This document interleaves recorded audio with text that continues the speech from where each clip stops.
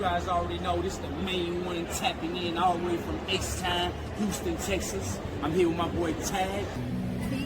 T.A.G. T.A.G sucks. T.A.G, very nice, very evil. T.A.G's gonna kill you. That's T.A.G shit. Whose house? T.A.G's house, baby.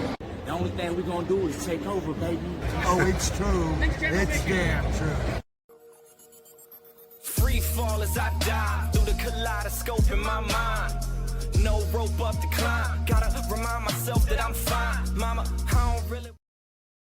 You know, first and foremost, I want to thank Full Metal for that intro, by the way, because every time I hear it, you know, so appreciate Full Metal for the intro. But ladies and gentlemen of T.A.G Nation, welcome to another episode of Tag Me In, aka TMI, where the triple threat with your favorite trios of the IWC, here to run down the good, bad, and the ugly of everything in the past week of professional wrestling. Now, Yes, sir. let's get down to the brass tacks of some things.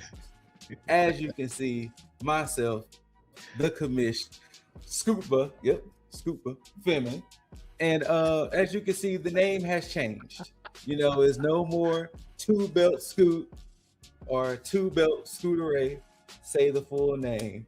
This past weekend of Tag Mania was an epic one, you know, and to kick things off, that man to my left, my best frenemy forever, bested me for the Tag Technical Predictions Championship.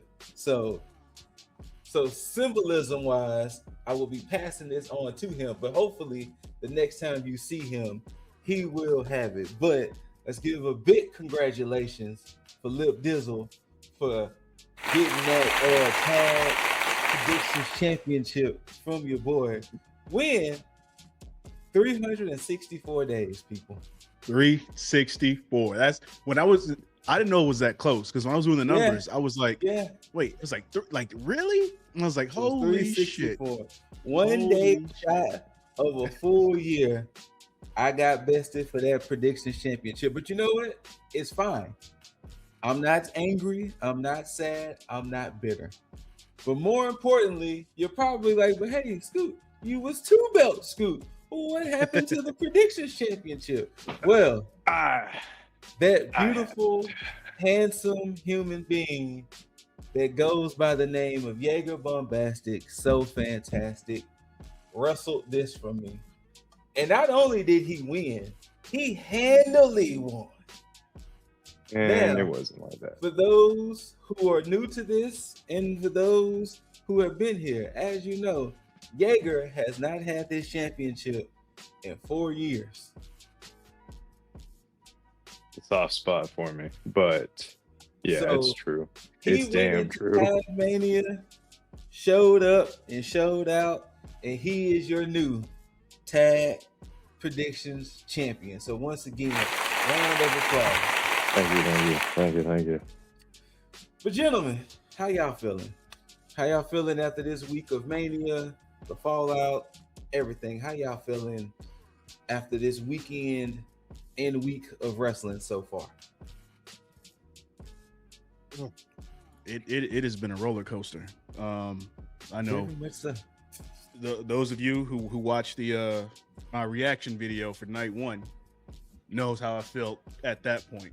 It was a little different for night two. But as the week has progressed and new information has been unveiled, my opinions have changed on a lot of things. Mania 42 as a whole is still kind of a meh, just on the basis of how night one was. I give it a solid C. If I had to give a letter grade to it, I give it a solid like C plus or B minus. I'd go C plus.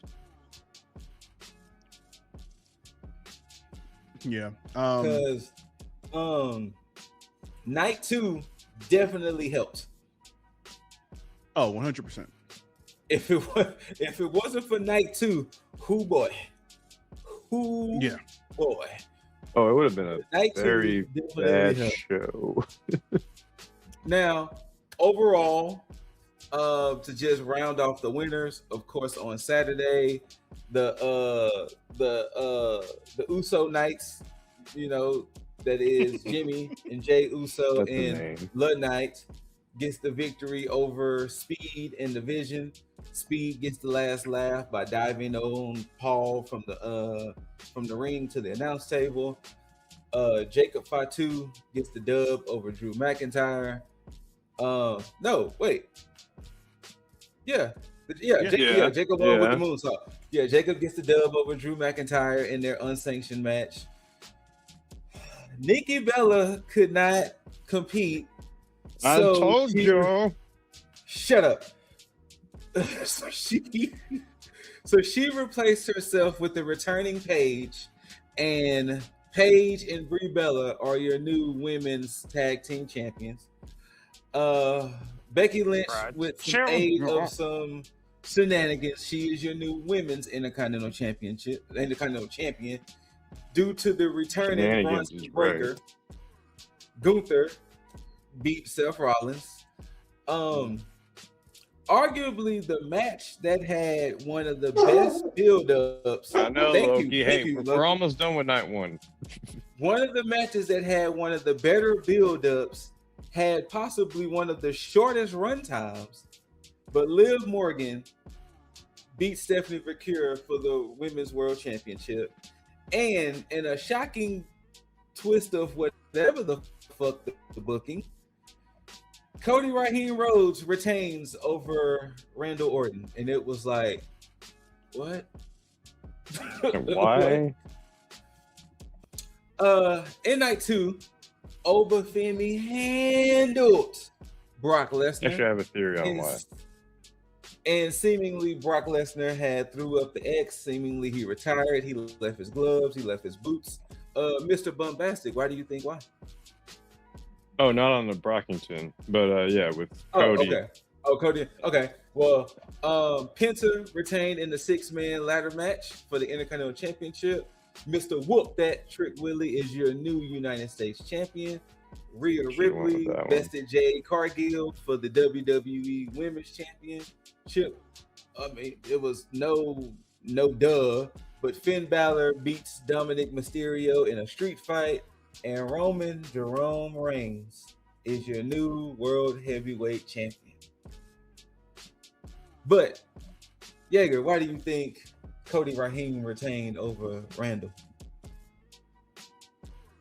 I think they're actually, well, they're definitely teasing it, but I think they're actually going to go through with, I mean, it would only make good TV if they do it, but if they go through with heel Cody, he's doing like a slow turn. Mad at it, but the issue I have with heel Cody, and of course y'all can feel differently, since they have built up Cody as almost the new John Cena, I don't want it to fall flat like Cena going heel. Yes, we have seen Cody as a heel, but you got to think Cody's whole tenure in AEW, all the way up into his tenure now, he's pretty much been a face. So it is going to be like, if you're going to pull the trigger on it, I feel like you really got to do it sooner than later, or otherwise it could fall flat, absolutely. like John Cena's heel turn. Absolutely there. So, yes, sir. But all right, so let's get to it, gentlemen. Any matches stood out as, better matches? Let's just stick with the positive. Any matches stood out as some of your best matches of the weekend? I mean, the only match I can really give props to for night one would be, outside of Rollins and Gunther, I mean, that's going to be a given. But it's Rollins and Gunther. One that stood out would have been AJ Lee and Becky Lynch. That for the time that they got, it was surprisingly better than what I expected it to be. It did have me wanting them to have more time, because one, AJ was selling her ass off. I'll definitely give her that. and she looked a lot better than she did in the previous matches, and which is one of the reasons why I wanted there to be more time. But as for night one, that was probably the only one outside of Gunther and Rollins that I can really be like, yeah, I'm cool with. I'm not mad at that because the highlight of the Cody and Randy was after he lost, he decided that he got angry. Then he started to, beat up on Cody, and he actually gave Cody that punt, and it was like, damn. Mm-hmm. Yeah. Like, damn. And not only was it a damn, but there was a moment on the Raw after Mania where, Cody came out there during CM Punk's time, and Cody took off them shades, ladies and gentlemen, and this don't really do it no justice, but goddamn, Cody looked like he went through it. He looked like he went through it. I have a feeling this man loves to do a blade job a little too much. But whenever it's like a high stakes mad at match, that take. Because Cody does be taking some just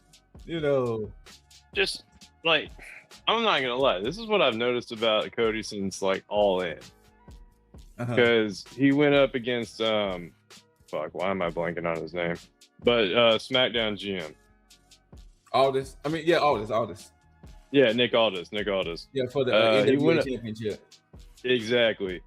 And there was a moment where a weapon got involved or something, but Cody ended up getting like hit with a weapon or like hit on the steps or something. I'm sorry, my memory's hazy there. But I just remember the next 5 minutes, it felt like 5 minutes, but Cody was under the fucking apron of either the table or the fucking ring. And then when he comes back up, just Crimson Mask. Just for no fucking reason, Crimson Mask. It's like it's not that type of thing to fuck you up like that, man. It's okay.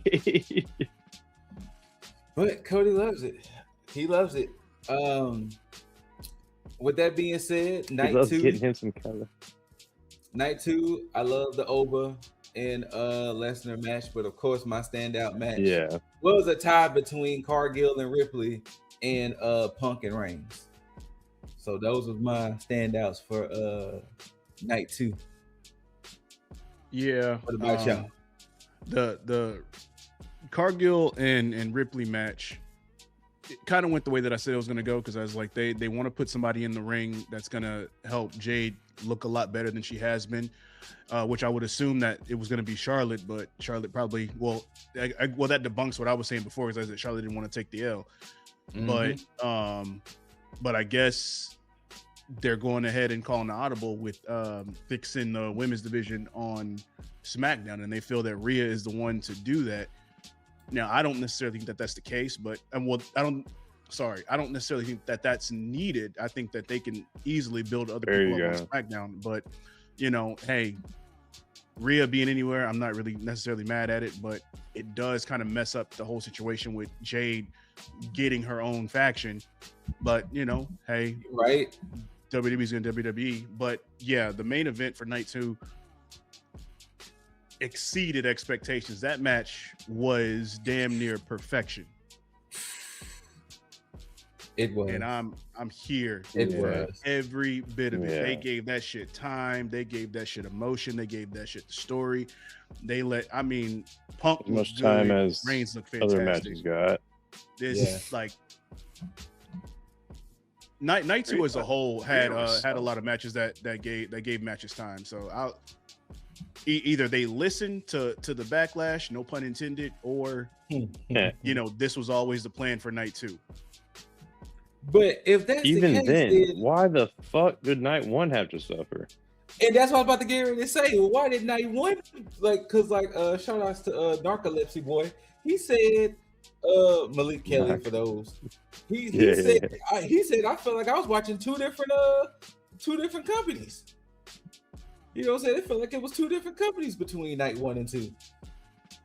So he's not wrong. I mean, but Oh, good.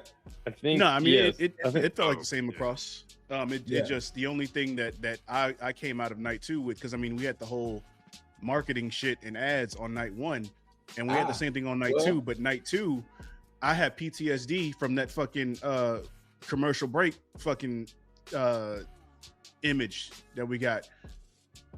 Wait, which one? Because I will gladly find that since shit. I watched it on Netflix internationally, anytime it was a commercial break, it was parts of the Hulk Hogan documentary. Okay. So that's what I kept seeing. Damn, so you saw the whole damn movie or the whole damn documentary? No. It was one of 3 scenes that they showed different times. It was one of 3 clips. So it wasn't the whole thing. It was either the clip of when he made the decision to join the NWO. It was the clip when he had his first match with Ted DiBiase, and it was the clip when he took on Andre the Giant at WrestleMania 3. And it was like it just cycled between those 3 clips for 2 nights. This image right here. This one. Oh, see, no. So I was getting, since like I said, since I was watching it on Netflix, I was getting Hulk Hogan documentary clips. The amount of times I saw that fucking image pissed me off every single time. And Britt was sitting next to me, and every time it would pop up, she would bust out laughing because of how pissed off I would get from seeing this shit. Because it would show an ad, because like the match would end, it would show an ad, and then it would show this screen. I'm sitting there and I'm complaining, I'm yelling at the screen like, yo, why would you show me an ad in the ad and then tell me that you're on a commercial break with a fucking timer, only to then get off of that page to then go show me another fucking ad before you even get into a match? And I'm just like, all this time, you could have had a backstage segment. You could have had stuff leading up to some other shit that was going to happen. But no, I have to sit for 3 minutes at a fucking time watching this fucking screen for no fucking reason. I swear, for Lord Jesus Christ. This is what happens when you sell to TKO. I mean, we're going to get to that in a moment, young Jaeger. We're going to get to that. Yeah. But please do. But yeah, so at least I had Hulk Hogan clips the whole time, I guess. So I guess I was winning in that aspect. Speaking of that, WrestleMania Night 1 by the match links. The Usos LA Knight versus Speed Vision was 7 minutes. Jacob and Drew was 14. The women's fatal 4-way was 9. Becky and AJ was 8. Rollins and Gunther was 15. Liv and Vakura was 7. And Cody and Randy was 22. So wrestling time, it was 82 minutes. Night 1's total time was 3 hours and 55 minutes. Jesus. So now night 2, hold on, let me find my graphic. So night 2, Oba and Brock was less than 5 minutes. Trick and Sammy was 9 minutes. The Intercontinental Ladder match was 15 minutes. The street fight between the Demon and Dominic was 13. Rhea and Jade was 10 minutes, and Roman and Punk was 34 minutes. So yeah. The fuck. Yeah. So there was definitely a lot of ring entrance time and advertisement time shown through WrestleMania. My goodness. At least at this point, I can't even complain about AEW anymore because at least it's matches. You know what I'm saying? At least it's matches that are happening that last that long length of time rather than just ads and dead air. Well, see, and now that's the interesting dilemma between the two, because AEW has matches that are too long and WWE has matches that are too short, and there's no healthy medium. But at the same time, to defend AEW, it's like, you know, hey, at least on a wrestling show, we're getting fucking wrestling. You know. But which yeah. Also, sorry, Scoot, flies in the face of what Booker T was saying, which again, I love Book, respect Book, but this is one of the situations where I believe his bias for working with WWE kind of goes in to play here because he recently, when they were on the podcast discussing the match times for WrestleMania, and he started talking about how before, which seemed okay, where he was like, yeah, usually matches around like 15 minutes or so, blah blah blah, whatever. And then he kind of to start to shill just a little bit, where he was like, you need ads, we got partners. It's like, yeah, but would you have said that if you really weren't working for WWE? Because then he brought up AEW. He was like, well, see, you get so many long matches with AEW. And it's like, would you really have said that if you still weren't working for WWE? I know, right? But yeah, man. So that's my 2 cents on that shit. I was like, yeah, it does kind of make you wonder. But yeah, so like I said, overall, like I said, a B-, C+. Now, the way they did WrestleMania this year, I am 100% dreading it next year in Saudi Arabia. Bro, I'm almost contemplating not even watching the shit, but at the same time, it's like kind of happening. Mania. Dude, they might change the location with everything going on in the world. Nah. I mean, something drastic gonna have to happen because I'm pretty sure the Saudis probably dropped just money bags. Exactly, Loki. Yeah, they did to host a Mania. So yeah, they dropped dumb money to host a Mania. Yeah, it's. I still hate that they're even doing it over there because. Yes, we agree. Like, and I'm not against the international Mania. It's just over there. It's just too much kowtowing to what they want, and exactly. It never leads to a very good show. And yes, this will be one of my first times potentially be horny arrested. We got to look at them fucking Power Ranger outfits. Oh man! Oh god damn! Just take the women off the show. Take them off the show. Take them off the show. Take them off the show. Take them off the show. Don't even let them out. Don't let them out. No. The weekend before Mania, have Evolution 3. Yeah, you know what? The weekend before Mania, have Evolution 3. Yeah. And that way, just all. Matter of fact, yeah, go ahead. Balance it out. Especially and if actually, they're gonna do the you whole know what? thing. Watch.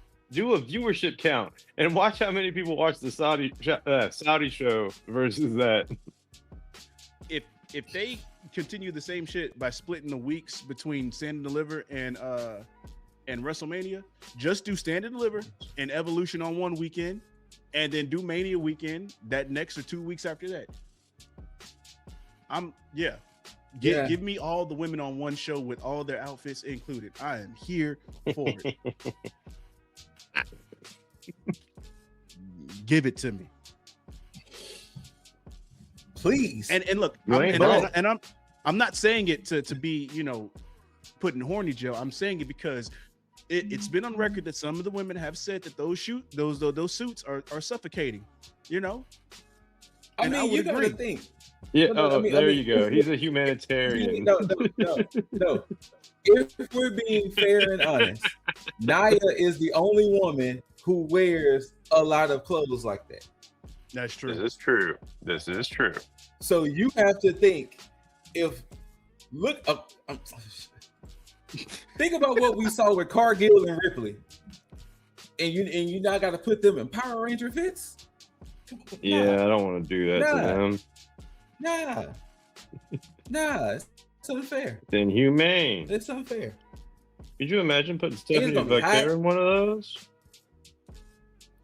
I mean, she did last year. Last year. Shit, you right. But, Shit, you right. You know what I'm saying? She didn't look bad, but I mean, come on. Now, speaking of Mania, we did have the I know, right? We did have the Raw after Mania, which saw some new faces on the Raw roster. NXT's own All Ego Ethan Page is now officially on the Raw brand. He took on Javon Evans in a winning effort. NXT's resident surfer girl, Soul Ruka, the Soul Snatcher, seemingly is now on Raw. She took on women's champ Liv Morgan in a pretty solid match, by the way. But it was a losing effort. While the Vision was beating down Seth Rollins, we got the returning Street Profits, Montez Ford and Angelo Dawkins coming for the save. Hopefully Braun Breaker is okay, because that was a nasty gash on the back of his head from that chair shot, by the way. Also, last but not least, while Roman Reigns was having his celebration with the Usos, he was pretty much telling Jimmy and Jay, like, hey, I miss this. I miss us being a unit. I miss us being together. I miss us being a team. You know, I ain't trying to tell y'all what to do anymore. I ain't trying to be on that, you know, bull, but, you know, I want us to kind of, you know what I'm saying, be a unit again. And at some point, this gentleman here, Jacob Fatu, interrupts, and seemingly now he's on Raw. He challenged Roman Reigns to a World Heavyweight Championship match at Backlash. And Roman was like, you sure about that? You know what I'm saying? He's like, I'm going to give you to think about it.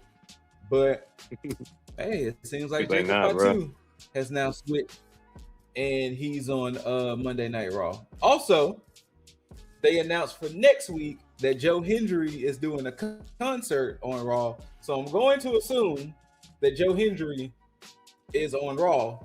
But if you watched NXT this past Tuesday, they were still kind of talking as if, you know, Joe Hendry was still trying to chase the NXT championship. So I don't know.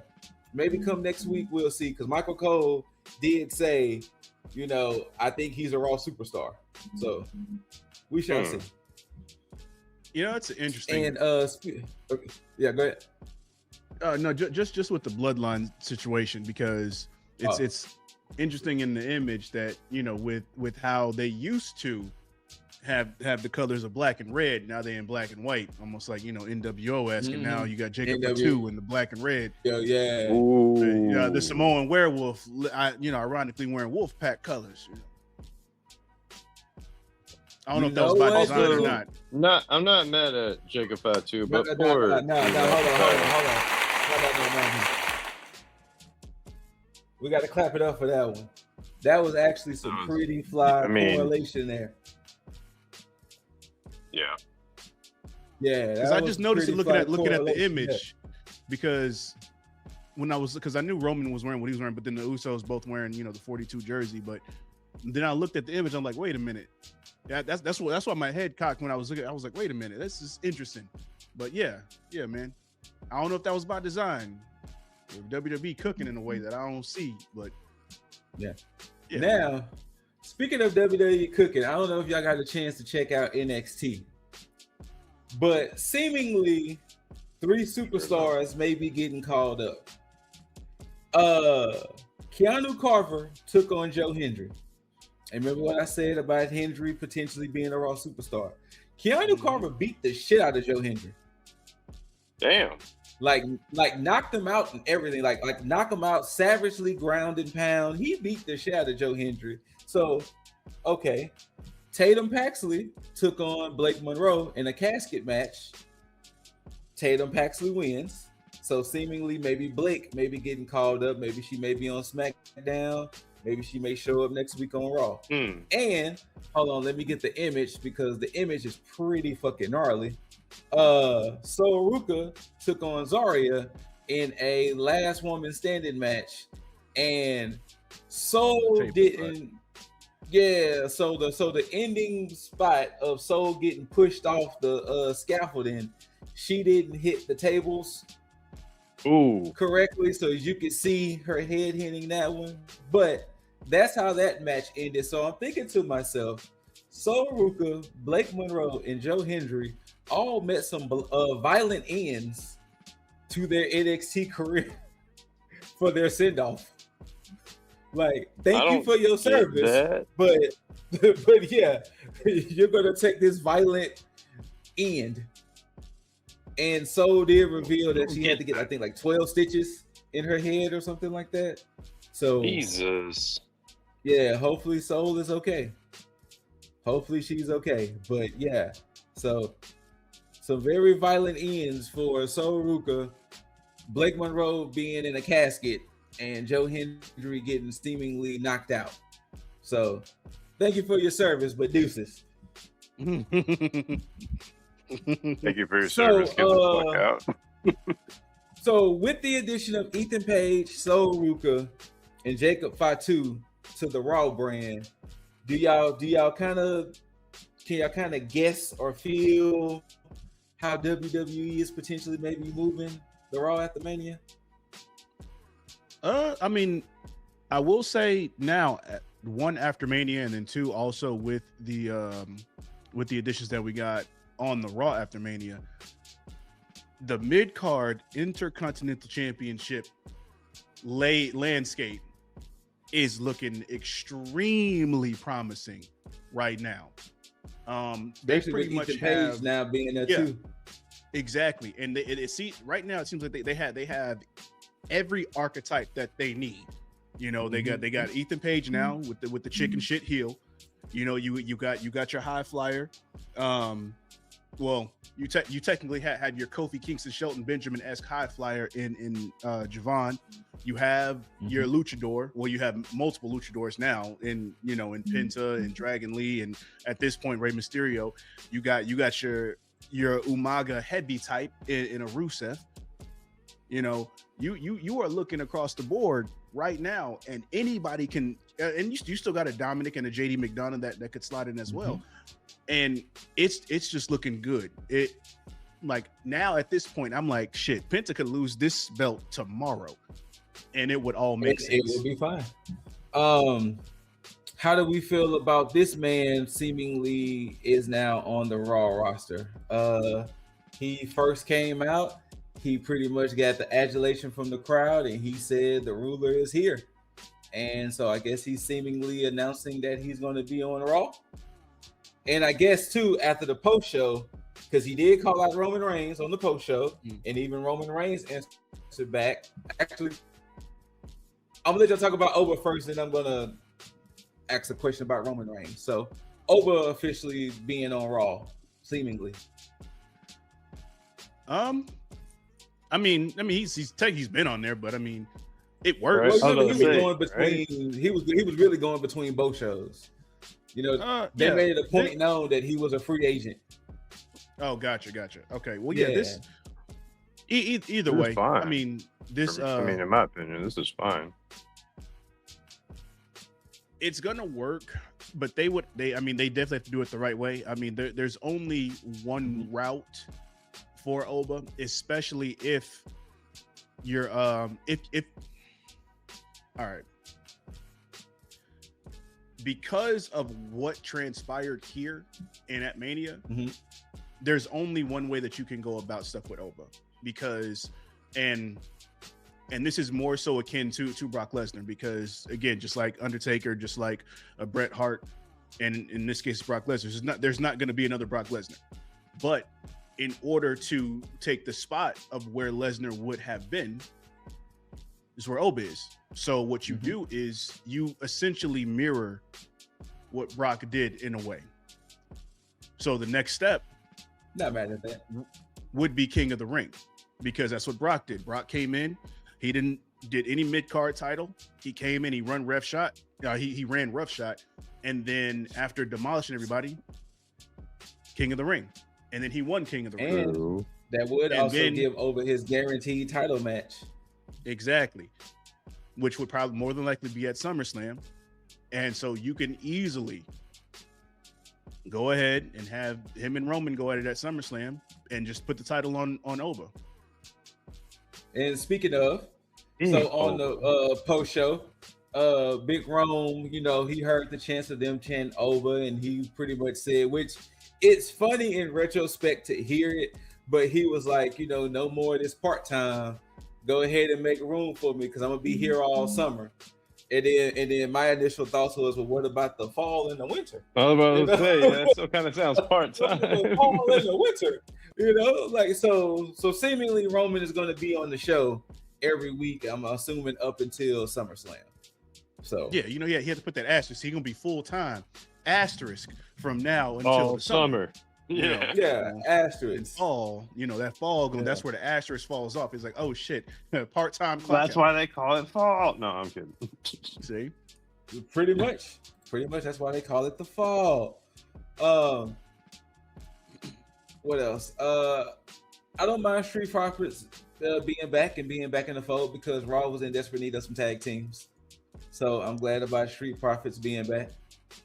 Also, dude needs to, we got a kid on the way. And ladies and gentlemen, I didn't forget about Bianca's Belair's announcement. That's gonna be part of my get it off your chest. So just Sorry for the spoiler. I didn't forget about Bianca's pregnancy announcement. But I guess more will start to take place when we see what happens on SmackDown. And that way, we can kind of get a better picture, because then we're going to get the SmackDown, then we're going to get Raw, then we're going to be back with y'all, so we can really see, how things are shaping after the Raw after Mania. But overall, I mean, I didn't mind the Raw after Mania. Like, I don't go into Raw after Manias expecting this grand show anymore. So I don't hold the expectations I used to hold for Raw after Manias as they used to be. But hey, we're here. I'm about to say, like, without being too mean, the Raws after Mania have kind of fallen off, right? I mean, they have. Yeah, they have. So it's not being mean at all. It's the truth. Yeah, it's true.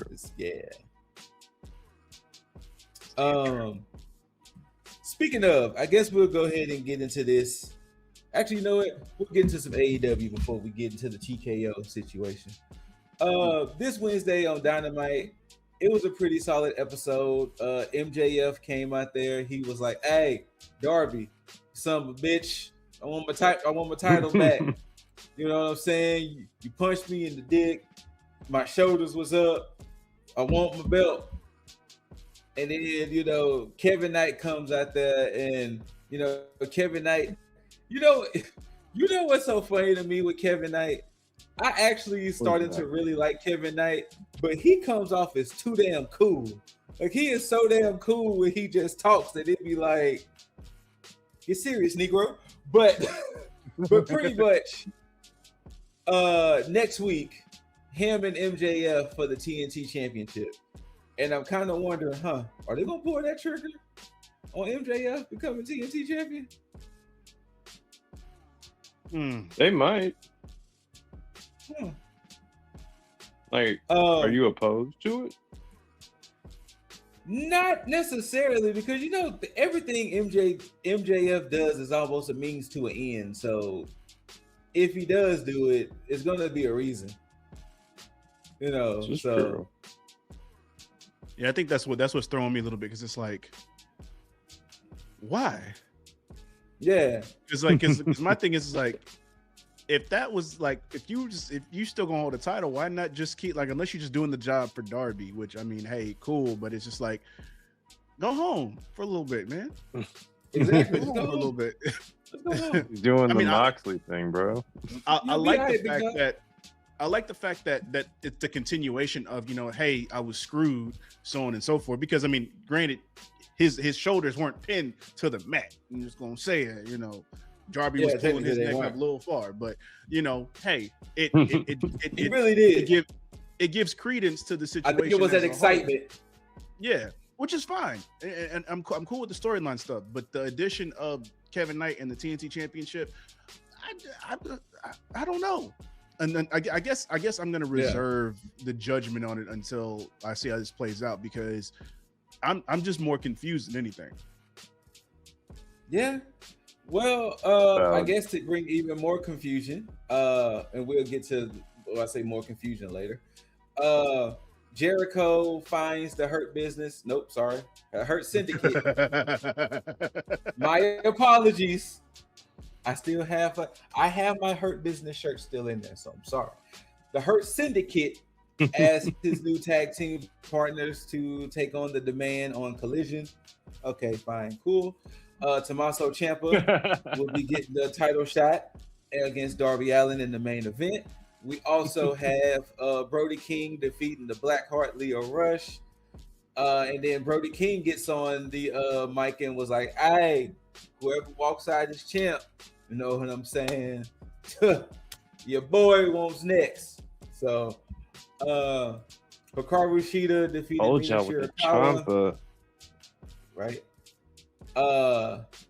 Mark Davis beats Will Ospreay due to doctor stoppage, but the interesting part of this was, while Mark Davis was about to beat down on him some more, the Death Riders come out. Hold on, because y'all not seeing his face. The Death Riders come out and save Ospreay. And not only do they save Ospreay, but they seemingly carry him to the back like, "Nah, we got him, big dogs, we got him." And I'm thinking to myself, what's happening here? What is happening? Go ahead, look this one. Go ahead. Look like you got a lot on your mind about this. Look at it. Go ahead. Let them know what you're thinking about the Death Rider saving old William Ospreay. While the imagery of the whole scenario was very interesting and intriguing, the question still fucking remains for the past 6 months. Death Riders, what the fuck are you? What are you? What are you? Are you heels? Are you faces? Are like what? Okay. I'm trying to. What the fuck is a direction, dude? Like, my hope, my only hope, just my one, just goddamn Christmas fucking wish, New Year's motherfucking resolution for 2027, 28, 29, and hell, even 30 is to just understand what the fuck the direction is for the goddamn Death Riders, because you have been circle jerking me and edging me in the worst fucking way to get me to a point to where I don't even know where the climax is. Said it. Oh shit! What's happening? The bad part about what you're saying is you're not wrong. Yes, like that's the bad part. You're not wrong. Like everything you're saying is like literally legit a question, because it's like mainly what Dizzle said. Y'all were 100% heels. Now, really, what are y'all? Like, really or truly, what are y'all? They are the tweeners, my guys. This ain't even no tweener activity. Yes, they legitimately saved this man. What we need? This is what we need. It will make gangbusters. I'm talking about buku motherfucking dollars. I need one shirt made that basically symbolizes a fucking car, where it's basically the word Death Riders with hands driving at the fucking wheel, and somebody, probably me, in the passenger seat looking at them saying, "Where the fuck are we going?" That's it. And I would make billions. The hundreds of thousands. I don't know if, hundreds of thousands. I don't want to say millions and billions, but hundreds of thousands. I mean, I'm sorry. I'm not necessarily just enjoying the saying, you know what? At this point, Jaeger, I'm in the same car as you.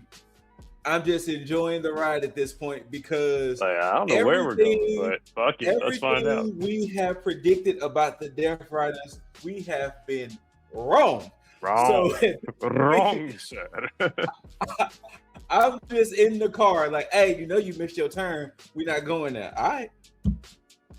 We ain't going there is wild. We're not going there. All right. We're not going there. Hey, you driving the car, big dog. I'm going where you going.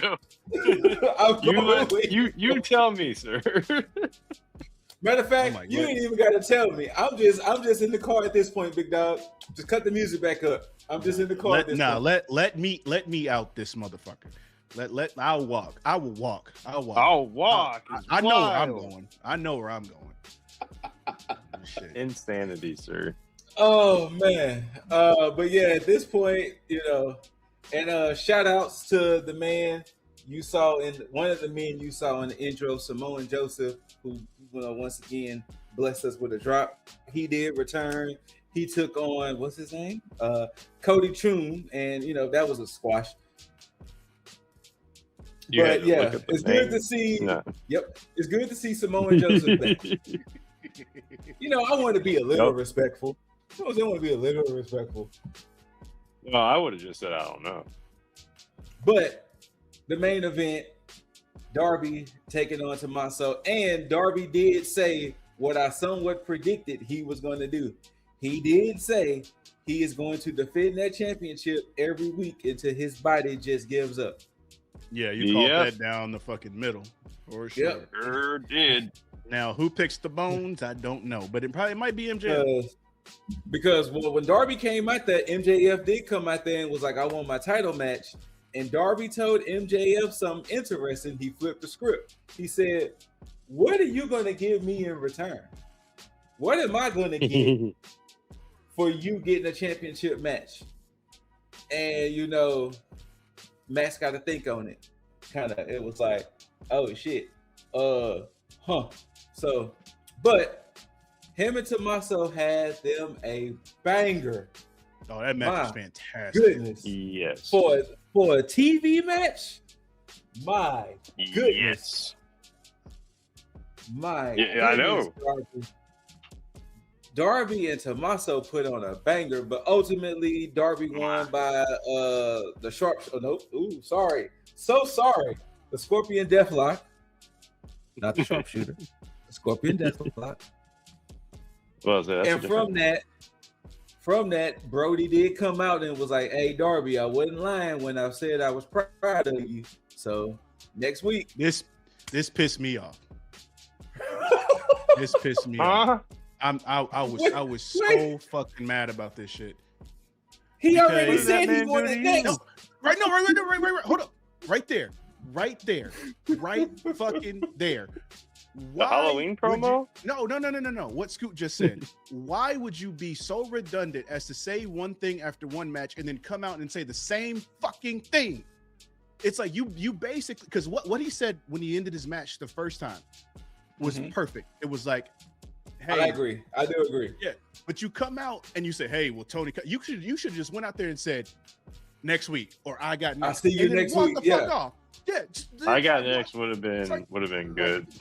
I like when I seen it, I was like, man, It was man. kind of putting hat on a hat, Yeah. or in this case, maybe a hood on a hat. I mean, at least go out there and jump him. Damn, a hood on a hat. Damn, got him. Boom, roasted. I love you. Hey. No, I'm kidding. You took one of my championships. I gotta have some type of fun. I gotta have some type of fun. But Hey, it took me 6 times, man. Yeah. So Darby Allin, Brody King next week. So there y'all go. And okay. So one other thing before we move back to the WWE side of things. I don't know how much I'm gonna enjoy this whole who killed Tony Storm and Mina's secret admirer storyline. I don't think I'm not gonna. So remember, Tony Storm was attacked before her match with Marina, and that's when. Oh shit! Yeah, man, I forgot And all about that shit. Yeah, and they've been saying almost every week, Mina is still trying to figure out who took out Tony Storm, and it's like, don't care. You ain't looking too hard. Thank you. You're not looking that hard, so whatever. But yeah, so AEW side of things for this week. Like, can we get some more going- backstage skits, like of her like interrogating people or something? So, right? At least something That of would that be more nature. entertaining. Now remember, Just for the plot. we do have to talk about the good, bad, and the ugly, and this is part of the ugly.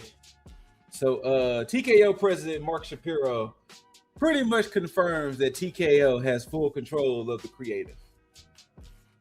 So all them times that y'all was blaming Triple Paul and everything, and see, this is what I was telling a coworker of mine. I don't see how the man who had NXT Black and Gold jumping was booking what's happening today. It looked like there was some interference. It looked like it. Because even during times in NXT, when you saw Vince putting his hands in NXT, you was like, this ain't Triple H's booking. Now, not saying Triple H doesn't have favorites, not saying Triple H may not be pitching certain things, but come on. Y'all didn't realize that it seemed like there was higher powers in control of this. But with that being said, Jaeger, how you feel about this? I owe an apology for every time I blame Triple H. At the same time, it never became more evident as like night one of WrestleMania. Like down to apparently the ad run time.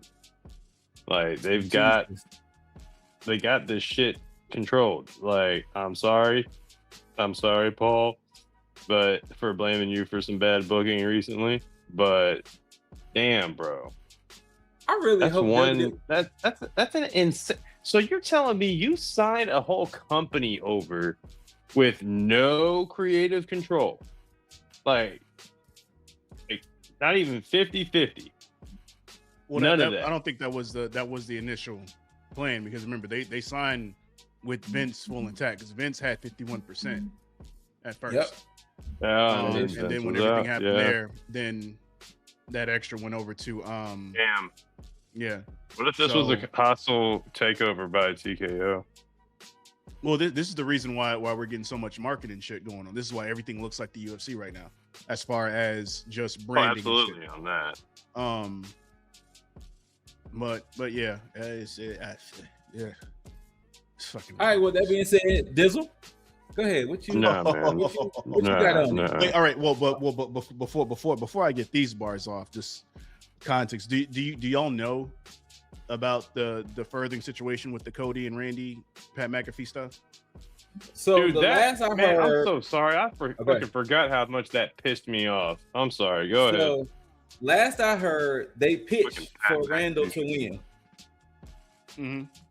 I heard that they pitched for Randall to win, and they was like, nah. So unless you know more, but that's the last I heard. They pitched. So there's a lot more.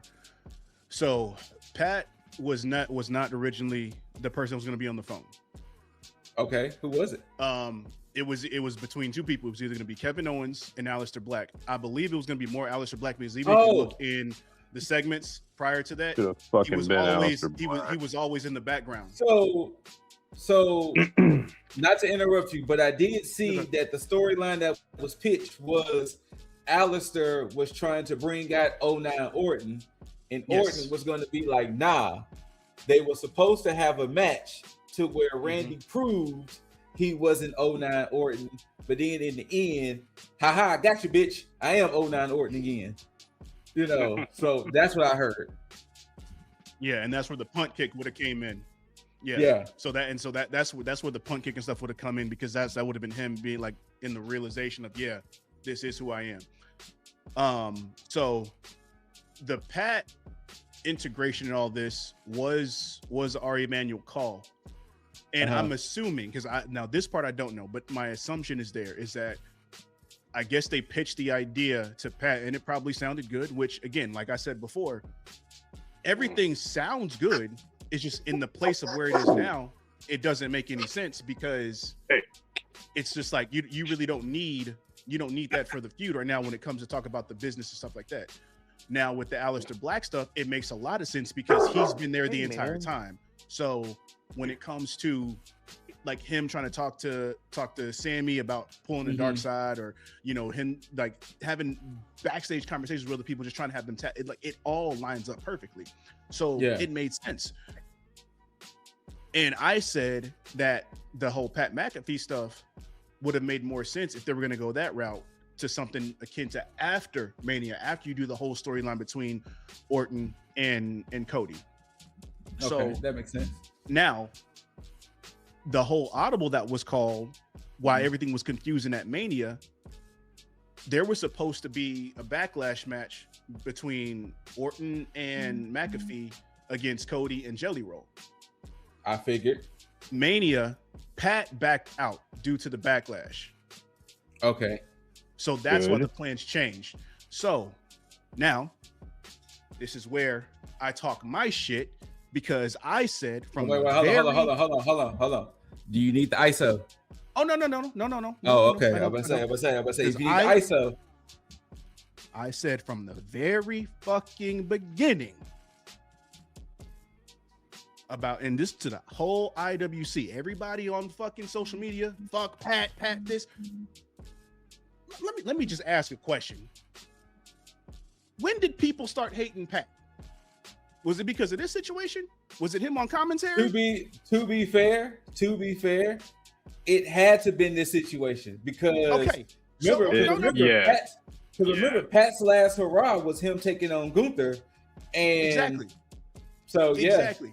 So all this hive mind bullshit about fuck Pat, fuck y'all, because Pat had nothing to fucking do with it. He had nothing to do with it. I came on here the entire fucking time saying, hey, people get fucking emotional. Stop leading with your fucking emotions. Stop leading with your emotions. It's a fucking storyline. If he's not a part of it and he had control over it, and then he realized, hey, this ain't what I signed up for. I ain't want this to happen. I can comfortably come on here and be like, I told you so. Because I'm not riding the fucking emotional bandwagon of everybody coming online and being like, oh, fuck Pat ruined this. Shit. And I said this shit on my fucking reaction to night one. I said, blame TKO, blame Triple H. Nobody's gonna get the backlash, but everybody blames everybody blames the fucking performers when shit goes on. Pat is a part of it. And I said, Pat isn't even to blame for this shit. I literally said that shit. But what does everybody do? Fuck Pat. Now everybody with egg on their face now, because they realized Pat wasn't even part of the fucking situation. This is why I fucking say every fucking time when everybody gets emotional about shit, stop. Get the fucking details right. Stop getting mad at just a fucking face as a face, because you don't know the fucking details. I say this shit all the fucking time. All the time. I don't have to apologize for shit, because I never you're not wrong. I know. Because I stand 10 toes down in the fucking gray area where I can say, hey, I can see what's going on here. I can see what's going on over here. I'm not gonna stand on either side, because I know there's some truth to all this shit. And then when the truth actually comes out, I can look and say, yep, it's exactly what the fuck I said. And this right here is exactly what the fuck I said. All right, I'm done. Denzel quality, sir. Thank you. The only thing I'm gonna say is there was sheets already out, like as well, that he was like a TKO plant. And even then, but I wouldn't even believe that either way, because he was a part of NXT before TKO was even a thing. That is also true too. But we haven't seen him in a minute. Yeah, but that was his decision. He's doing stuff on ESPN. And I'm not saying anything on that. No. I know that, but that's what I'm saying. It's like, because he has his other obligations, and usually whenever he has to go somewhere, whether it be like for the college games or stuff like that, he'll go handle those obligations, and then he'll probably come back. But even before all this shit came on, he even said, hey, I'm kind of, we gonna go our separate ways with WWE. Now I assume that shit was true. I think he honestly meant that. I thought he did too. Yeah, because he wasn't on TV, and I believe that when they called him, say, hey, you want a Mania moment? If I was in his shoes, I'd be like, hey, what the fuck can I do? Go ahead. Yeah, I'll let this be my last hurrah, and then I'll be out of here. But I assume, and again, that's why I said I don't know if it's to be the truth, I don't know to be the truth, but I would have assumed that they pitched it to him a certain way, and he was like, "Yeah, I'm in for it." But then once the backlash hit, he pulled the Lil Yachty and was like, "Well, no, well, he ain't fully pulled it. Lil Yachty took it to the fans, and then he kind of showed out, at Mania. Hey, I'm not here to take up the spotlight." Wait. Not to interrupt you, No, but that is a wild duality. They was okay with Lil Yachty, but not with Pat. But that's why I said that he didn't necessarily pull Lil Yachty, because Lil Yachty took it to the fans, and he was like, "Hey, I've probably been to more shows than y'all been, so I'm probably a bigger fan than all y'all." And what did he do? He stood 10 toes down on his stuff, and he stayed. He did behind. He did, but I'm just saying he added to it. Now, where the comparison comes into play is where I said that he didn't necessarily do exactly what Lil Yachty did. He just backed out. He said, "Hey, I'm a fan at heart. I see where this is going. I don't want to be a part of it. I'm done." Now, he didn't say that to anybody, but he pulled out of it. So, yeah. But, and matter of fact, fuck everybody for Lil Yachty, too. Y'all getting mad at Lil Yachty. I'm proud of Lil Yachty, honestly. Me too. For business, absolutely. I thought he did a great job with partnering with Trick. Which, great job. By the way, and I'm sorry, it's only because we're talking about Trick. Really, with the toilet paper roll, Trick? Really? Wait, who? His entrance. Oh. like for real, bro? Like you could have done something else, bro. Hey, why not? Why not? Why not? I mean, look, it's stuck in my head, so I can't say nothing. Well, this is that wonderful part of the show where we like to get it off our chest, because I know we got a lot. Oh fuck! But are we here? Oh no!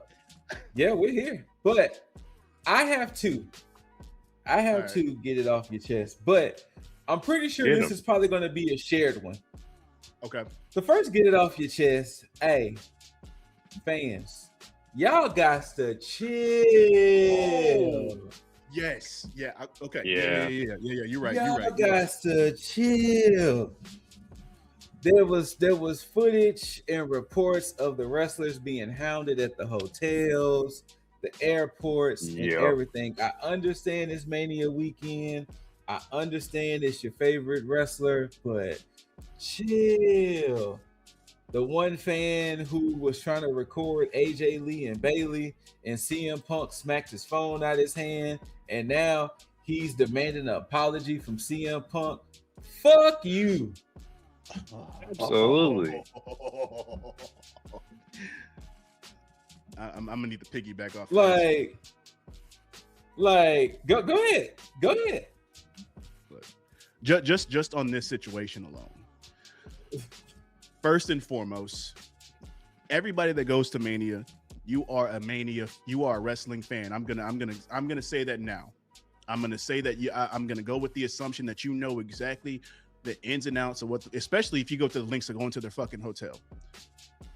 We already know that AJ Lee has certain issues that she's dealing with, which, I mean, it's very apparent on TV. You can see when she comes down, she doesn't shake anybody's hand.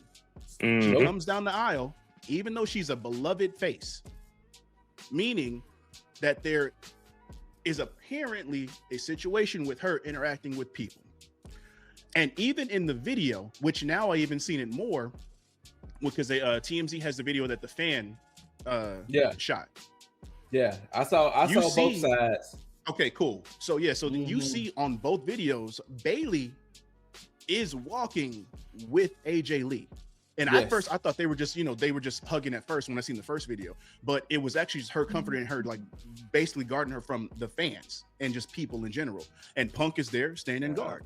Now, Bailey had already swiped the phone from the fan and he kept recording. That's strike number 1. 2, if you just want to just go ahead and be gullible. Yeah, now, I would just jump at 2, in all honesty. Here's my situation. If you know that you ain't about that business, if somebody brings it to you, don't put yourself in situations like that. Because for you to get that phone swiped out your hand, and then twice, in fact, with Bailey and then with Punk, and then when you see Punk get mad, be like, "Oh, sorry, Punk. So I heard you in the background, you pussy bitch." And then, sorry, Punk. Sorry, Punk. Like, bitch, if you ain't about that life, don't do that. Like, why the fuck would you even go there if you were gonna be apologetic in the first place? But then, like, then I mean, but also too, what really racks my brain is the fact that I understand we're in this society where we can easily whip out phones and record. Are you that fucking delusional and that fucking just non-caring that you can see that your presence is not favorable at the moment? Yeah. Like, you're recording these women, they're trying to block you, and they even swipe at you. That didn't tell you, like, maybe I need to chill out. Maybe I need to fall back. You need to just back up. Yeah. You know what I'm saying? My bad. That's on me. Nah, you still like. And yes, all up in the personal space. Like, you in there. If like, you are close enough to where on. Bailey can reach out and touch you, you way too fucking way too fucking close, man. But my question is this: what were you filming for? What was the purpose of it? Because I mean, they're not talking to you. It's not an interview. Like that's what my thought process is. Like, you're not asking for a picture and nothing like that. You're just filming. You're just filming. And you're not paparazzi. Giving big creep vibes. That's big creep vibes. Just putting it out there, big dog. Yeah, that's how it's fucking ridiculous, man. May I add something, Scoot, to this? No, go ahead. Add what you need to add. I figured this was going to be a shared situation here. And because I've heard, you know, that, or I've seen that. I've heard about the situation with Becky and Rollins, with the fan waiting outside their hotel room where Rollins had to push past the fan. Randy Orton got mobbed by a bunch of people trying to get to the elevators. Royce Keys had to talk to somebody. Damian Priest had to get involved with somebody. X-Pac had some issues. So yeah, the whole security thing, TKO, WWE, y'all are a multi-billion-dollar company. Where the fuck is the security? Security should be a no fucking brainer, especially with all the shit that has happened with a Roxanne Perez, with a Liv Morgan, Sonya Deville, thank you. Sonya Deville, Liv Morgan. Liv Morgan was probably, Liv Morgan, Sonya, and Roxanne was probably some of the worst instances, you know, with them going to their houses and in the threats and stuff like that. But that's a situation. On top of that, I also blame the predatory acts of this damn ticket pricing, because when this is a problem that TKO has created with the ticket prices, because, hey, if I'm going to shell out what could be considered a down payment on a fucking house, I'm gonna feel like I'm entitled to all access. Exactly. And it would have been an easy fix to say, hey, we know that you guys are paying this much money in this, so we're going to also include a fan experience where you have a meet and greet for a little bit. Now, you're not going to get the full VIP experience that our actual VIPs get, but it'll be something to go ahead and say, hey, we appreciate you as fans, and we know that, you know, pricing ain't easy, but you ain't gonna do that. No, they do it, but they do it for the fan expo, so you have to pay extra for that. You got to pay two house down payments for that, or it's a separate thing that where you don't go. I remember that even wasn't that much. Yeah, you just go to the expo. So, but at the same time, all these people having to shell out money to go to Vegas, having to go here, like you think this is bad? If Saudi Arabia might be even fucking worse. It's gonna be worse. Go international waters. Oh, I'm gonna see somebody. Like, bruh. This is a problem. Go ahead. No, it's a problem that doesn't need to be a problem. It's something that was easily preventable, but they decided not to. I think they're so used to basically being, especially with TKO, most of the UFC fighters don't necessarily need security because nobody's going to fuck with them. So, and that's not to say that people in WWE can't defend themselves, but it's like they shouldn't have to. Exactly. They should not have to, because at the end of the day, they're entertainment. They're just pure entertainment. It's not a combat sport. Like, yes, they're at this point, and it's no disrespect to any professional wrestler, it's like being a glorified stuntman, Pretty much. for the most part, because they, it's still a very taxing job, but it's not like they're going to go out and get into an altercation with somebody. And it's not like that somebody's going to be afraid to approach some of them, so True. But so you have to treat it like that. You can't just be like, oh, well, we're all under the same umbrella, everybody's going to protect everybody. It's like, stop, please. Oh, I lied earlier. I have 4. Get it off your chest. That's a shared. That was one. The second one, get it off your chest. That's shared. Ric Flair. Stop. Oh god damn. Now, for those who want to know, Ric Flair made comments about he didn't get invited. Yeah, we don't like him. Look, chill. And he didn't get invited to this year's WrestleMania, and pretty much it had to stem from last year when Charlotte and Tiffany was going at it, and Tiffany made her comments about Charlotte having 3 divorces. But Ric Flair's comments: I didn't get invited to WrestleMania this year. I threatened to beat up Tiffany Stratton's husband, a 24-year-old kid being threatened by a 76-year-old man, and I can't go to WrestleMania. Are you kidding me? I can't get anybody's number I want any minute of the day. Sorry, I can get anybody's number I want any minute of the day. I called him. I said, hey, when I see you, I'm going to beat the shit out of you. He went like a little bitch, told Hunter, and I wasn't allowed to go. He's going to really go far in the business. Is he even on the roster? Little punk. Well, Ric Flair, he is Grande Americano, and he is the biggest thing in Mexico at the moment. So he is on the roster, but and he's not even with Tiffany Stratton anymore. So that's the real fumble. So yeah, but Ric Flair, sit your old ass down.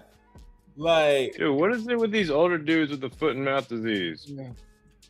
You know what it really is? It's a because I've done so much in the business that you should respect me as your elder. You should respect me as this. That's why. You know what? That's all well and good. We could have done that until that fucking documentary showing how much of a lecherous old fuck you were. Well, that's always a thing as well.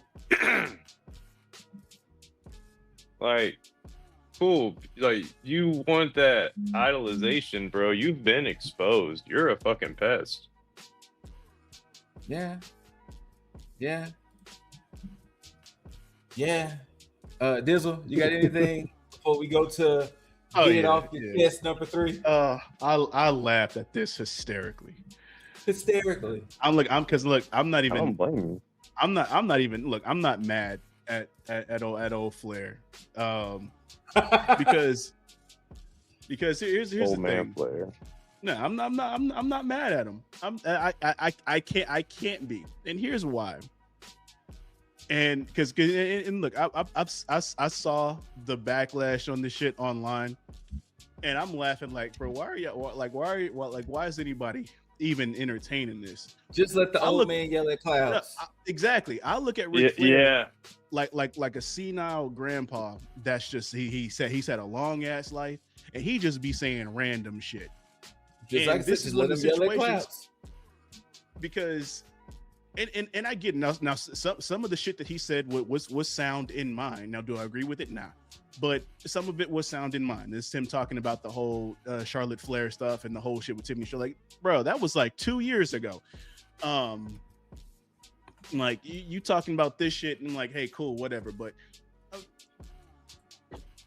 he believes that Charlotte should be at the top of the card. I get it, that's your daughter, but at the same time, just like Scoot was saying, and this is where my first thought went to that was what you said, Scoot, where I was like, he's been in the business for so long and been regarded as one of the top guys because he's a pioneer in professional wrestling, that he's been living off of that the same way that somebody in high school was like the super jock varsity all-star and amounted to nothing in his adult years and continues to talk about his glory days in high school. That's how I look at Flair. Now, what Flair did in the business fantastic? Absolutely. And I'm just talking about his professional wrestling career. Everything else, whatever. But yeah, with this shit, you just have to let him sit and then just, again, like Scoot said, yell at clouds, talk to clouds, and just be like, oh, that there's one an old man talking crazy again. Now, because there goes Rick being Rick, y'all. Exactly. And I believe they said Dennis Rodman had requested Ric Flair to induct him into the Hall of Fame, but they said no. So I don't know if that's part of the issue too. But yeah, man, I just laughed at this because because I saw the details and then I actually watched the clip of the interview and I was like, he already looked drunk, so it's like. Then I just started laughing more about it. So I was like, bro, he already getting facts wrong. It was like, who are you talking about? What 24-year-old Ludwig Kaiser are you talking about? That motherfucker is not 24 at all. And I guess the whole Grande Americano shit is working because he don't even recognize that he's still in the company.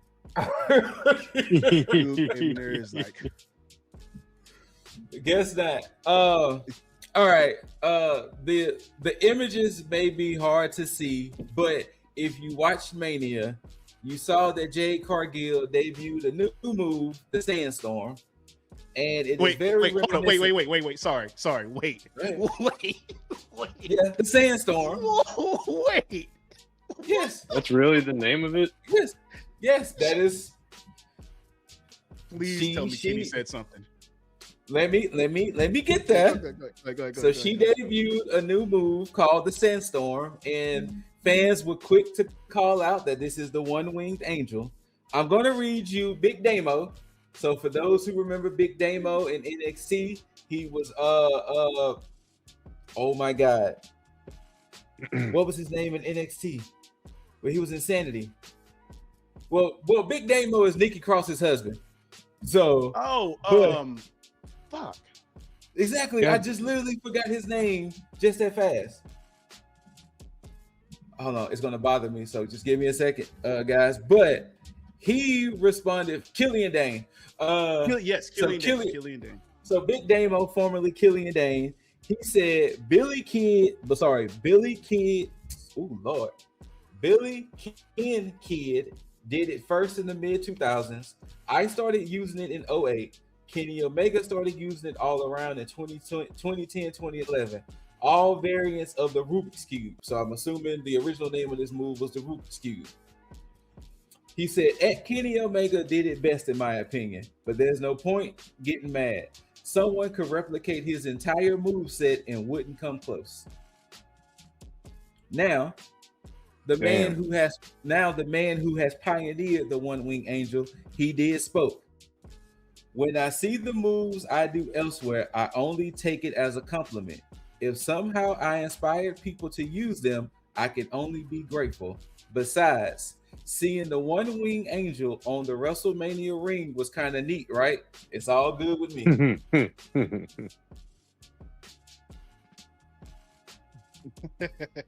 So, wrestling fans, a humble man. Chill the fuck out. That's a humble man. Chill out. No, you can still call it out, but glad that you got the blessing. I mean, that's fair, but she pretty much got the blessing. This, wow, you're gonna get a whole just dynamic in this show here. This is one of the few times where I'm going to agree with the IWC. Oh Lord, I'm clutching my pearls. What's that? Who's going to the dark side?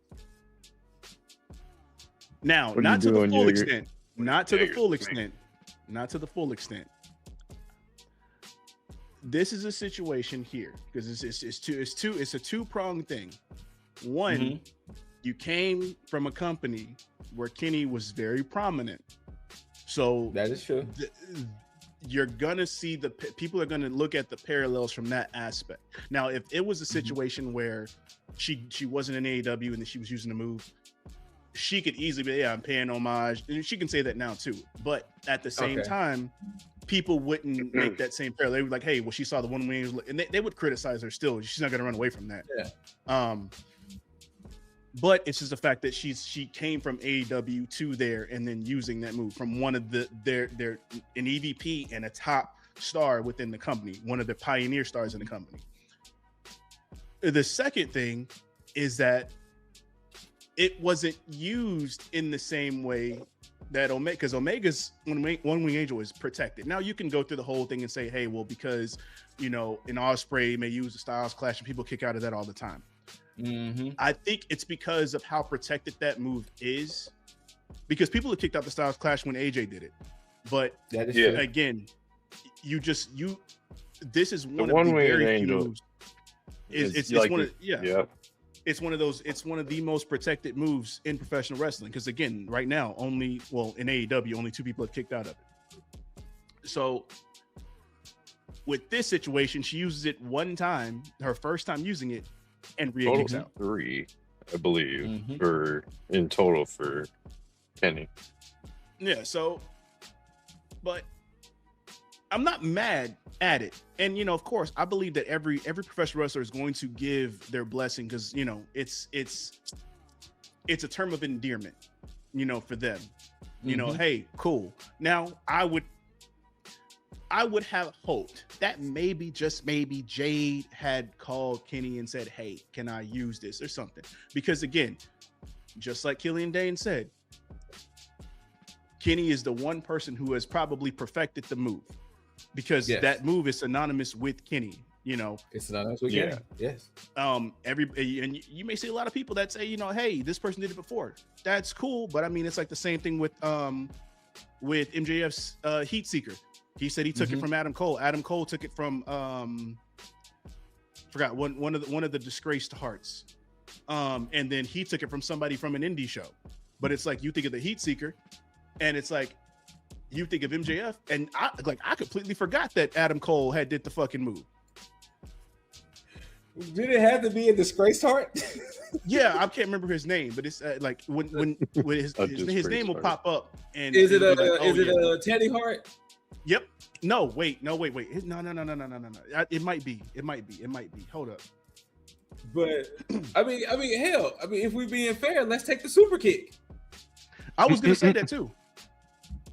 You know how many people have taken the super kick? You know what I'm saying? The super kick. I mean, hell, the goddamn DDT. Oh yeah, from Jake the Snake. Exactly. So I mean, that used to be a finisher. Now everybody does the shit. I mean, Rollins does the pedigree. Granted, he was gifted it, but that's a regular move. Yes, it was Teddy Hart. Yes. Figured it was Teddy. When you said the disgrace Hart, the only disgrace Hart I knew, and see, I ain't know Teddy Hart did the move. So if it wasn't for you saying disgrace, I was like, oh, it had to have been Teddy. So yeah. But yeah, so I mean, hell, look at the one of the most overused moves today. The Canadian Destroyer. We knew Petey Williams. Mexican Destroyer now. It's Mexican Destroyer. It's the Panama Sunrise. It's all of these names now. So was Petey Williams the first one to do it? Because that's the only one that I remember actually being. That's the only one I know. So I don't know if anybody did it before old Petey. So he did it. Oh man. I remember back in the day, first watching TNA, and the first time I saw that move, my brain broke because it was like, what the fuck? Wait, what just happened? Yes. Yeah.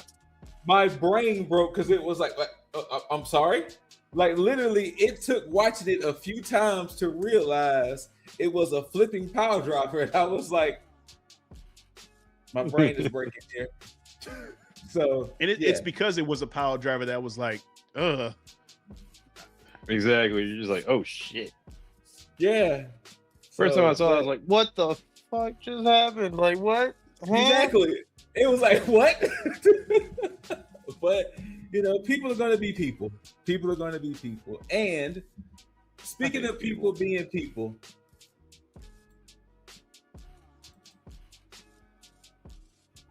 one of the GOATs finally made her return back to WWE. Bianca Belair came out during a segment with John Cena when John Cena was announcing the attendance. And as we can see, you know, the finger in question is bandaged. But, you know, people was noticing something a little different with Bianca.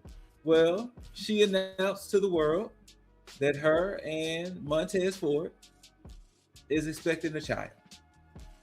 Now, for those who are wondering, why do I have this as the last get it off your chest?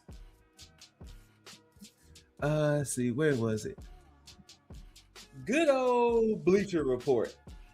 When they did their rankings, Bianca Belair announces her pregnancy C+.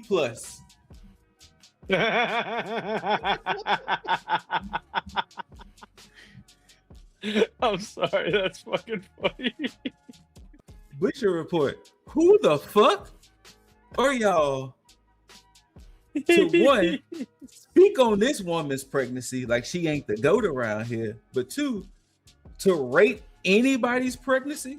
The fact that she had the courage, because you can see the nervousness in Bianca coming at that, but you rate the pregnancy a C+? Did you have to rate it at all? You couldn't just say congratulations. Absolutely not. No, you had to give it a C. What the fuck is wrong? What the fuck is wrong with y'all over there at Bleacher Report? Sometimes, like, what's really good? Now, of course, they heard the fan backlash on it, and they was like, "Oh shit, my bad." So they redid it. John Cena's portion gets a C+. Belair gets an A. Oh, they fucked up with that. Does that say C for Cena? They need to B for Belair. But then, hold on. Look at the backhandedness too of the observation. It was odd to not see Belair's husband Montez Ford as they shared the moment. The shade. Once again, no. See, did we say shit to Becky Lynch when she announced her pregnancy? Nobody was like, "Well, why wasn't Seth out there?" When Naomi revealed the pregnancy, nobody was saying, "Well, why wasn't Jimmy out there?" Once again, what the fuck is wrong with y'all? You want to know the difference? Go ahead. Let me know. Becky and Naomi did it on Raw. And then Bianca came yeah. Becky was Bianca, on Raw. You're right. Yeah, Naomi's was too. Yeah. No, fuck all of that. Fuck all of that. Bleacher Report, no, they was fucking wrong. Yeah, this shit was nonsensical. I mean, it's one of those situations where it's like, it's not necessary to, like, you ain't got to rate everything that happens on the show. Like, if that's the case, rate the fucking ads. Rate the ads. Give me my time back for that fucking screen that I kept seeing. It's like, this. Like I said, look. I think I would have rather had your screen than watch Hulk Hogan documentary clips. That's crazy. See, what you weren't there. The grass, you know what? It's two sides of the same coin, because I'm like, I probably would have rather had the documentary playing, because I had to watch that screen so many fucking times. At least I would have got to see the NWO in the Wolfpack. Fuck you, Bleacher Report. It ain't gonna be forever. It won't be forever. It's currently right now. Fuck you, Bleacher Report. Bianca Belair, Montez Ford, congratulations. Now, with that being said, with all due respect, Bianca Belair, Montez Ford is about to produce the world's first living superhero. Absolutely. Literally, they are about to produce Black Panther. Whether it's male Black Panther or female Black Panther, literally, they are about to produce a whole Marvel superhero. They're about to produce the most athletic child ever. Just throw it out there with all due respect. Now I'm mad. Wow, what's up? Why are you mad? because you see WWE. This is what happens. This is what happens when you keep people off TV and put them in cage. Like I understand Bianca got hurt. That's a different situation. But Montez and Dawkins should have been on TV. If they were actively working, yeah. Yeah. It's like shit. It's like you had Montez at the crib with Bianca. She hurt. He's like, shit. I ain't on TV. What you want to do? It's like, shit. I'm hurt. What you want to do? And then we get this shit. Congratulations, by the way. But we get congratulations. Congratulations. Now, granted, Street Profits are back on TV, but we ain't got Bianca, and she was this close. She was this close to being better. She just with the surgery, she would have been ready for SummerSlam. Guess what? Now we gotta wait till next year's Mania. If that, I mean, like, hey, man, look, if even that, and look, and with all, how long is she? She gotta be like 3 months, 3 to 4 months. With all. Oh, she'll be back for the Rumble. I understand that, but she got some mom time though. She got mom time. She should have some mom time. I understand, Montez. You can't keep your hands and every other part off your wife, and for good reason, as we see here. But sir, you had to take it from all of us. I mean, you okay. No. Only because we're being nonsensical with this conversation. Who should we be more mad at? Naomi was whole champion. Naomi was giving her the best run of our lives. But you know what? We actually did say, "Damn it, Jim." When we did. We did Right. Damn it, Jim. Like, I know we're being nonsensical. Hey, we are not being for real. Do not take this as we are legit mad at Montez or we are legit mad. We are being nonsensical for the ones. I'm a little legit mad at him, but don't listen to him. Don't listen to him. I mean, hey, don't listen to him. He ain't the only one. No. Don't listen to him. Hey. Obviously, when people get championships, they lose their mind around here. Don't listen to the champion. You wanted to talk with two when you had two, and I was losing my mind. So obviously. Once again, Bianca, you look amazing. You look beautiful. You're radiant. You're glowing. Once again, congratulations. Fuck you again, Bleacher Report. And with that being said, fuck you again, Bleacher Report. This episode of TMI is pretty much done, and I'm a pass it off to the new technical predictions champ, so he can go ahead and do that thing that he do oh so well.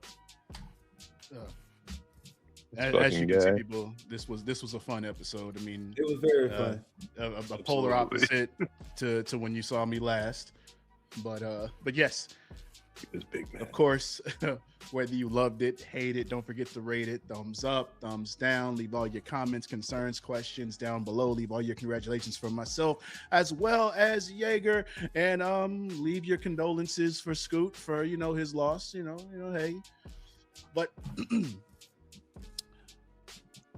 make sure that you tag the subscribe button, tag the like button, tag the notification bell. Let me go ahead and warm up the band for the bros. Also, make sure as I'm doing this, check out Scoot's. Wow, look at us all mixing shit up all day.